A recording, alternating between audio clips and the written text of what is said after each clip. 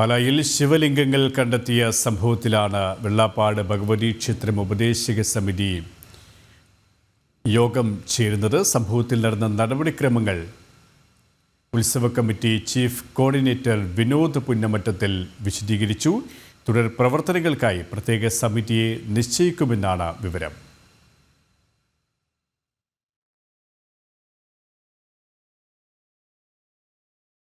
ശിവലിംഗങ്ങൾ കണ്ടെത്തിയ സംഭവത്തിലാണ് ഈ ഭഗവതി ക്ഷേത്രം ഉപദേശക സമിതിയുടെ നിർണായകമായ യോഗം ഇപ്പോൾ പുരോഗമിച്ചുകൊണ്ടിരിക്കുന്നത്. തുടർ നടപടികൾ, ഇതുമായി ബന്ധപ്പെട്ട് സ്വീകരിക്കേണ്ട മറ്റ് നടപടികളൊക്കെയും ഈ യോഗത്തിൽ ചർച്ചയാകുന്നുണ്ട്. ഉത്സവ കമ്മിറ്റി ചീഫ് കോർഡിനേറ്റർ വിനോദ് പുന്നമറ്റത്തിലാണ് ഇപ്പോൾ ഇതുമായി ബന്ധപ്പെട്ട കാര്യങ്ങൾ വിശദീകരിച്ചുകൊണ്ടിരിക്കുന്നത്. ഏത് തരത്തിൽ നടപടികൾ സ്വീകരിക്കും എന്നത് സംബന്ധിച്ചുള്ള തീരുമാനമുണ്ടാകും. ഇവരുമായി മിഥുൻ അയ്യപ്പൻ ചേരുകയാണ്. മിഥുൻ, നിർണായകമായ യോഗമാണ്. തുടർ നടപടികൾ സ്വീകരിക്കാനുള്ള തീരുമാനങ്ങൾ, ഇത് സംബന്ധിച്ച മറ്റ് വിശദാംശങ്ങൾ, യോഗ നടപടികൾ എങ്ങനെ പുരോഗമിക്കുന്നു? യോഗ നടപടികൾ അല്പസമയം മുമ്പ് മാത്രമാണ് പൂർത്തിയായിരിക്കുന്നത്. തീർത്തും സാമുദായിക മൈത്രിയെല്ലാം പാലിച്ചുകൊണ്ട് എല്ലാ നടപടിക്രമങ്ങളും പൂർത്തീകരിക്കാനാണ് ഇതോടകം തന്നെ തീരുമാനിച്ചിരുന്നത്. ആ തീരുമാനം ഇപ്പോൾ ഈ യോഗത്തിൽ പ്രഖ്യാപിക്കുകയും ചെയ്തു. പ്രധാനമായും ഈ ദേവപ്രശ്നം നടത്തി അതിൽ എന്ത് തീരുമാനമെടുക്കുന്നോ അതിനനുസരിച്ച് മുന്നോട്ട് പോകാനായിരുന്നു പാല രൂപതയും അതുപോലെ തന്നെ പാല ബിഷപ്പ് ഹൗസ് എല്ലാം തന്നെ അനുമതി നൽകിയിരുന്നത്. അവരുടെ അറിവോടുകൂടി തന്നെയായിരുന്നു അത്തരത്തിലുള്ള തീരുമാനത്തിലേക്ക് നീങ്ങിയത്. അത്തരത്തിൽ കണ്ടെത്തിയ ശിവലിംഗങ്ങളും അതുപോലെ തന്നെ മറ്റ് ക്ഷേത്ര അവശിഷ്ടങ്ങളും എല്ലാം ഏത് തരത്തിൽ കൈകാര്യം ചെയ്യണമെന്നുള്ളത് സംബന്ധിച്ചിട്ടുള്ള കാര്യത്തിന് അതിന് ദേവപ്രശ്നമാണ് വഴി എന്നുള്ളതാണ് ക്ഷേത്രം അധികൃതർ മുന്നോട്ട് വെച്ചത്. അതിന് ബിഷപ്പ് ഹൗസ് കൃത്യമായിട്ടുള്ള പിന്തുണ നൽകുകയും ചെയ്തിരുന്നു. ഇപ്പോൾ ആ ദേവപ്രശ്നം നടത്തുന്നതിന് വേണ്ടിയിട്ടുള്ള ആചാര്യനെ ഇപ്പോൾ ഇന്ന് നടന്ന യോഗത്തിൽ തിരഞ്ഞെടുത്തിരിക്കുകയാണ്. മുല്ലപ്പള്ളി നാരായണ നമ്പൂതിരിയെ ദേവപ്രശ്നം നടത്താനുള്ള ആചാര്യനായി തിരഞ്ഞെടുത്തു. ഒപ്പം തന്നെ ഈ ദേവപ്രശ്നത്തിൻ്റെ പ്രവർത്തനങ്ങൾ ഏകോപിപ്പിക്കാൻ വെള്ളപ്പാട് തണ്ടലത്ത് തേവർ സേവാ സമിതിക്ക് രൂപം നൽകുകയും ചെയ്തിട്ടുണ്ട്. ആ സമിതിയാണ് ഈ ദേവപ്രശ്നം അടക്കമുള്ള കാര്യങ്ങൾക്ക് നേതൃത്വം നൽകുക. ഇപ്പോൾ ക്ഷേത്രത്തിൻ്റെ തിരുവുത്സവ സമിതിയുടെ ചീഫ് കോർഡിനേറ്ററായിട്ടുള്ള വിനോദ് പുന്നമറ്റത്തിൽ നമ്മോടൊപ്പം ചേരുകയാണ്. ഇന്നിപ്പോൾ യോഗം പൂർത്തിയായി കഴിഞ്ഞു.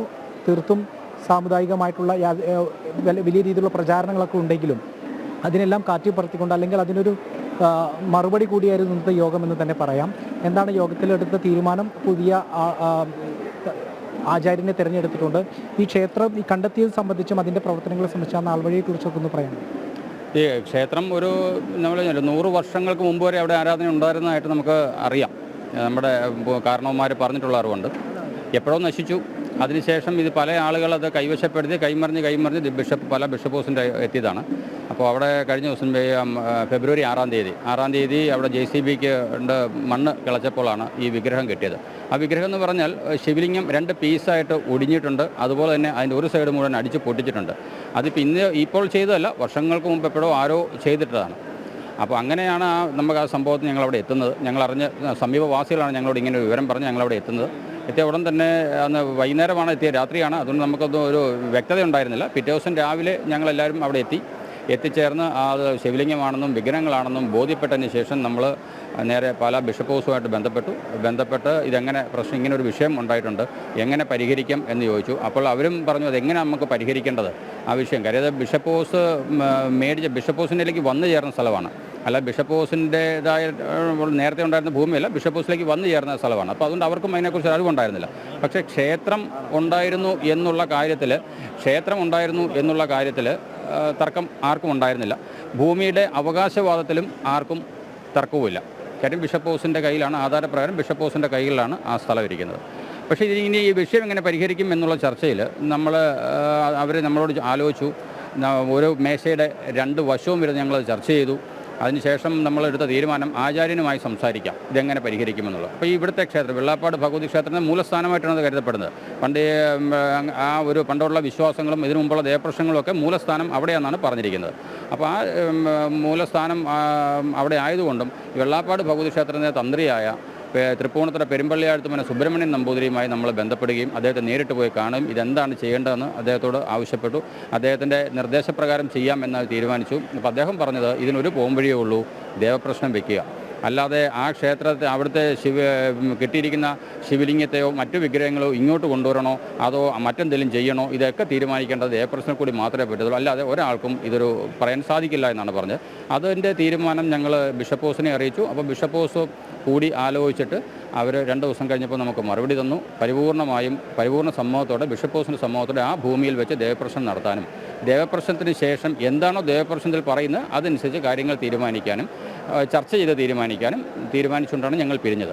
പിന്നെ ചില മാധ്യമങ്ങൾ അതിനെ വളരെ വളരെ മോശമായ രീതിയിൽ വളച്ചൊടിച്ചു. ചില സോഷ്യൽ മീഡിയയിൽ ചിലർ വളരെ മോശമായ കമൻ്റ് ഇട്ടു. അതിനെല്ലാം കൂടി ചേർന്നുള്ള ഒരു മറുപടിയാണ് ഇന്നിവിടെ കൊടുത്തത്. ഇവിടെ തർക്കങ്ങളുണ്ടെന്നും ക്ഷേത്രത്തിൻ്റെ അവകാശവാദത്തെ ഇത്തരത്തിൽ ബിഷപ്പ് ഹൗസ് തള്ളിയെന്നടക്കമുള്ള പ്രചാരണം ഉണ്ടായിരുന്നല്ലോ. ഇല്ല, അങ്ങനൊരു സംഭവം ഉണ്ടായിരുന്നു. അതിന് തർക്കമില്ല. കാര്യം അത് ബിഷപ്പ് ഹൗസിൻ്റെ 1963 അവർ ആധാരം ഉണ്ടെന്നാണ് പറയുന്നത്. അപ്പോൾ അതും അല്ല, നമ്മുടെ ഇപ്പോഴത്തെ റീസർവേയിലും ബിഷപ്പ് ഹൗസിൻ്റെ പേരിലാണ് ആ സ്ഥലം കിടക്കുന്നത്. പിന്നെ അവിടെ തർക്കത്തിൻ്റെ ആവശ്യമില്ല. പിന്നെ നേരത്തെ ക്ഷേത്രം ഉണ്ടായിരുന്നു എന്ന കാര്യത്തിലും ആർക്കും തർക്കമില്ല, ബിഷപ്പ് ഹൗസിനും തർക്കമില്ല. ഭൂമി ഇപ്പം അവരുടെ കയ്യിലാണെന്നുള്ള കാര്യത്തിൽ കമ്മിറ്റിക്കും തർക്കമില്ല, അല്ലെങ്കിൽ ഈ ഭാരവാഹികൾക്കും തർക്കമില്ല. അപ്പോൾ പിന്നെ ഒരു തർക്കത്തിൻ്റെ അടിസ്ഥാനമില്ലല്ലോ, അങ്ങനെ ഒരു വിഷയമേ ഇല്ല. ഞാൻ പറഞ്ഞില്ല, ഇവിടെ വളരെ ഭംഗിയായിട്ടും നിങ്ങൾക്കിപ്പോൾ ആ സ്ഥലം പോയി കണ്ടാലറിയാം, അവിടെ വളരെ ശാന്തമായിട്ട് വരുന്ന ഭക്തജനങ്ങളുണ്ട്, അവർ വന്ന് തൊഴുതു പോകുന്നു. അതിനും ബിഷപ്പ് ഹൗസിൻ്റെ ഭാഗത്തുനിന്നൊരു തടസ്സമില്ല. അവിടെ ആൾക്കാർ വരുന്നുണ്ടോ പോകുന്നുണ്ട്, പൂജയോ ആരാധനയോ ഒന്നും ഇല്ലാന്നേ ഉള്ളൂ. പക്ഷേ ചിലരങ്ങനെയല്ല അതിനെ ചിത്രീകരിച്ചത്, വളരെ മോശമായ രീതിയിലാണ്. പിന്നെ ഇപ്പോൾ എടുത്ത ഒരു തീരുമാനം എന്ന് പറഞ്ഞാൽ ദേവപ്രശ്നം നടത്താനായിട്ടുള്ള ഒരു തീരുമാനവും ദേവപ്രശ്നത്തിൽ ഒരു മുഖ്യ ആചാര്യനെ തിരഞ്ഞെടുക്കണമായിരുന്നു. കേരളത്തിലെ പ്രശസ്തരായ 5 പണ്ഡിതന്മാരെയാണ് നമ്മളതിന് വേണ്ടിയിട്ട് കണ്ടെത്തിയത്. അതിൽ നിന്നും ഒരാളെ നറുക്കെടുത്തു. കോഴിക്കോട് മുല്ലപ്പള്ളി നാരായണൻ നമ്പൂതിരിയാണ് നമുക്ക് ഇപ്പോൾ ഭഗവതിയുടെ ഇച്ഛ അനുസരിച്ച് കിട്ടിയിരിക്കുന്നത്.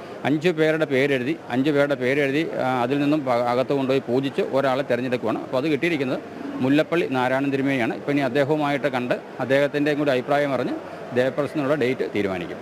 ദേവപ്രശ്നത്തിലെടുക്കുന്ന തീരുമാനങ്ങൾ അത് ബിഷപ്പ് ഹൗസിനെ അറിയിക്കുക അടക്കമുള്ള നടപടികൾ ഉണ്ടാകുമല്ലോ. ഈ ദേവപ്രശ്നത്തിലുണ്ടാകുന്ന തീരുമാനത്തെ പിന്തുണയ്ക്കുമെന്ന് തന്നെയാണോ ബിഷപ്പ് ഹൗസ് അറിയിച്ചത്? തീർച്ചയായും ദേവപ്രശ്നത്തിൽ എന്താണോ തീരുമാനിക്കുന്നത് അതുപോലെ രസം അതിൻ്റെ ബിഷപ്പ് ഈ ദേവപ്രശ്നം നടത്തുന്നത് ബിഷപ്പ് ഹൗസോ വേണ്ടി ചേർന്നാണ്. കാര്യം അവരുടെ ഭൂമിയിലാണ് നമ്മളിപ്പോൾ ദേവപ്രശ്നം വയ്ക്കാൻ പോകുന്നത്. ഈ തീരുമാനം എന്തായാലും അത് ബിഷപ്പ് ഹൗസുമായി ചർച്ച ചെയ്ത് അവരുടെയും കൂടി പരിപൂർണ്ണ സമ്മതത്തോടുകൂടി മാത്രമേ നമ്മൾ ഈ ദേവപ്രശ്നം തീരുമാനത്തിലേക്ക് കടക്കുകയുള്ളൂ. എന്താണ് വേണ്ടതെന്നുള്ളത് അതും പ്രായോഗിക തലത്തിൽ മാത്രം ചിന്തിച്ചുകൊണ്ട് നമുക്ക് ഇവിടുത്തെ സാമുദായിക അന്തരീക്ഷമൊന്നും തകർക്കാതെ അതെങ്ങനെ പ്രായോഗികമാക്കാം എന്നുള്ളതായിരിക്കും നമ്മുടെ മുഖ്യ ലക്ഷ്യം. തീർച്ചയായിട്ടും. അപ്പോൾ ഇന്ന് പുതിയൊരു സമിതിയെ നിയോഗിച്ചിട്ടുണ്ട്, ഒരു സേവാ സമിതി നിയോഗിച്ചിട്ടുണ്ട്. അതിൻ്റെ പ്രവർത്തനം ഈ ഇത്തരത്തിലുള്ള ദേവപ്രശ്നം എങ്ങനെ നടത്തുന്നതുമായി ബന്ധപ്പെട്ടുള്ള പ്രവർത്തനമാണോ, അതോ ദേവപ്രശ്നത്തിൻ്റെ ഉണ്ടാകുന്ന നിർദ്ദേശങ്ങൾ പാലിക്കുന്നതിനും അടക്കമുള്ള നടപടികൾ ഉണ്ടാകുമോ ആ സമിതിക്ക്? ഇപ്പോഴത്തെ ഇതെന്ന് വെച്ചാൽ ഇവിടെ ഇത് തിരുവിതാംകൂർ ദേവസ്വം ബോർഡിൻ്റെ ക്ഷേത്രമാണ്. ഇത് ക്ഷേത്ര ഉപദേശക സമിതിയാണ്. ഈ ഉപദേശക സമിതിക്ക് ചില പരിമിതികളുണ്ട്. അവിടെ സ്ഥലത്ത് പോയി നമുക്ക് ഇടപെടാനോ അല്ലെങ്കിൽ അവിടുത്തെ കാര്യങ്ങൾ ചെയ്യാനുള്ള നമുക്ക് പരിമിതികളുണ്ട്. അതുമാത്രമല്ല, ഇവിടെ ഉത്സവം വരുന്നു, ഏപ്രിൽ ഉത്സവമാണ്. അതോടൊപ്പം ഇവിടെ അമ്പലം പണി നടക്കുന്നു. അപ്പോൾ ഇതൊക്കെ നോക്കുന്നത് ഉപദേശക സമിതിയാണ്. അപ്പോൾ ഉപദേശക സമിതി അക്കാര്യങ്ങൾ നോക്കുന്നു. അവിടുത്തെ കാര്യങ്ങൾ ഇപ്പോൾ തൽക്കാലം നമ്മുടെ ലക്ഷ്യം ദേവപ്രശ്നം നടത്തുക എന്നുള്ളത്. അപ്പോൾ ആ ദേവപ്രശ്നം നടത്താൻ വേണ്ടിയിട്ട് മാത്രമാണ് ഇപ്പോൾ ഒരു സമിതി രൂപീകരിച്ചിരിക്കുന്നത്. അതിനുശേഷം എന്താണോ അതിൽ പറയുന്നത് ബാക്കി കാര്യങ്ങൾ പിന്നീട് തീരുമാനിക്കും. തീർച്ചയായിട്ടും തർക്കങ്ങൾ ഏതുമില്ലാത്ത ഒരു സംഭവത്തെ തർക്കങ്ങളുണ്ടെന്നും ഭിന്നതകളുണ്ടെന്നും വരുത്തി തീർത്ത് ഒരു ഹിന്ദു ക്രിസ്ത്യൻ ഭിന്നത സൃഷ്ടിക്കാൻ ശ്രമിച്ചവർക്കുള്ള ഒരു മറുപടി കൂടിയായിരിക്കുകയാണ് ഇന്നത്തെ യോഗം. വിവിധ ജനപ്രതിനിധികളും പ്രാദേശിക തലത്തിലുള്ള ജനപ്രതിനിധികളും ഒപ്പം തന്നെ വിവിധ മതവിശ്വാസികളും എല്ലാം തന്നെ പങ്കെടുത്തുകൊണ്ടുള്ള ഒരു യോഗമാണ് ഇപ്പോൾ അല്പസമയം മുമ്പ് ഈ വെള്ളപ്പാട് ദേവീക്ഷേത്രത്തിൽ പൂർത്തിയായത്. ദേവപ്രശ്നം നടത്താനുള്ള ആചാര്യനെ നിശ്ചയിച്ചു കഴിഞ്ഞു. ദേവപ്രശ്നത്തിൽ എടുക്കുന്ന അല്ലെങ്കിൽ ഉരുത്തിരിയുന്ന നിർദ്ദേശങ്ങൾ പ്രായോഗികതയെ മുൻനിർത്തിക്കൊണ്ട് സാമുദായിക സൗഹാർദ്ദ അന്തരീക്ഷം തകർക്കാതെ തന്നെ പ്രായോഗികതയ്ക്ക് കൂടുതൽ പ്രാധാന്യം നൽകിക്കൊണ്ട് അത്തരം തീരുമാനങ്ങളിലേക്ക് പോകുമെന്ന് തന്നെയാണ് ഇപ്പോൾ ക്ഷേത്രം ഭാരവാഹികൾ വ്യക്തമാക്കിയിരിക്കുന്നത്. ഏതായാലും ദേവപ്രശ്നത്തിൻ്റെ അടക്കമുള്ള നടപടിയിലേക്ക് കടക്കുകയാണ് ഈ വെള്ളപ്പാട് ഭഗവതി ക്ഷേത്ര ഭാരവാഹികൾ. യോഗ നടപടികൾ പൂർത്തിയായി കഴിഞ്ഞു. സമവായത്തിലൂടെയുള്ള ഒരു തീരുമാനത്തിലേക്കാണ് എത്തിച്ചേരുക എന്നാണ് ഭാരവാഹികൾ വ്യക്തമാക്കിയിരിക്കുന്നത്. മിഥുനീയപ്പനാണ് വിശദാംശങ്ങൾ നൽകിയത്.